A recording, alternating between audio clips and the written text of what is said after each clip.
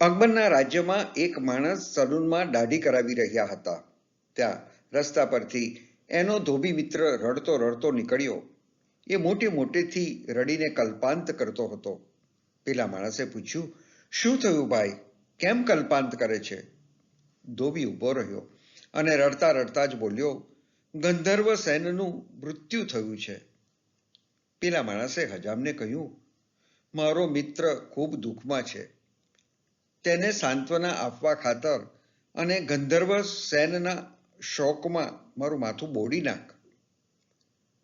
સલૂનમાં બેસેલા બીજા ગ્રાહકોએ વાત સાંભળી અને તેમણે પણ માથું બોડાવ્યું. એટલામાં ત્યાંથી નગરશેઠ નીકળ્યા.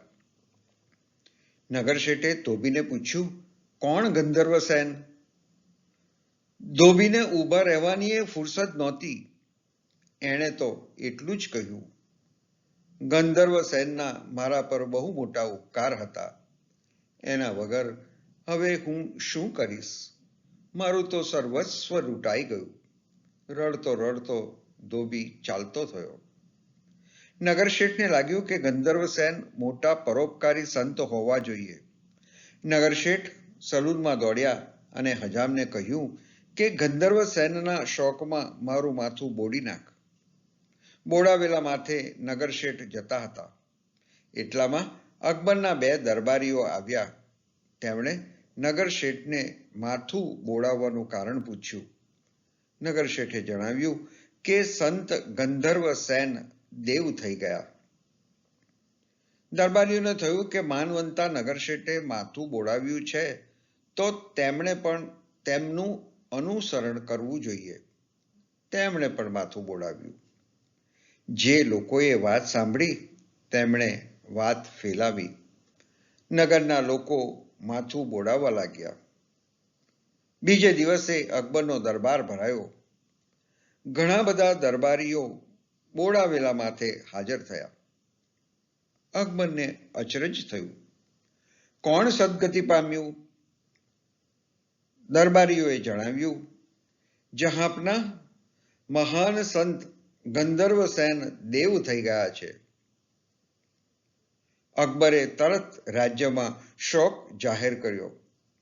રાજમહેલ પરનો ધ્વજ અડધી કાઠીએ ફરકાવવાનો હુકમ કર્યો. એટલામાં તરત બિરબલ દોડી આવ્યા. તેમણે રાજાને પૂછ્યું, મહારાજ, શા કારણે આ શોક પાડવામાં આવી રહ્યો છે? અકબરે કહ્યું, મહાન પૂજ્ય સંત ગંધર્વ સેન દેવ થયા છે. બિરબલે કહ્યું, આપણા પ્રદેશમાં આ નામના કોઈ જ સંત નથી.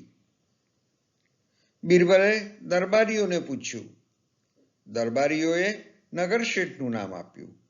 બિરબલે નગરશેઠને પૂછ્યું. નગરશેઠે ધોબીનું નામ આપ્યું. બિરબલે ધોબીને બોલાવ્યો. ધોબીએ આવીને કહ્યું, મહારાજ, ગંધર્વ સેન મારો ગધેડો હતો. તે જ મારા કપડાં લાવવા લઈ જવાની ફેરી કરતો હતો. એના વગર મારું કામ અટકી પડશે. મારું જીવન એના પર આધારિત હતું એટલે હું કલ્પાંત કરતો હતો.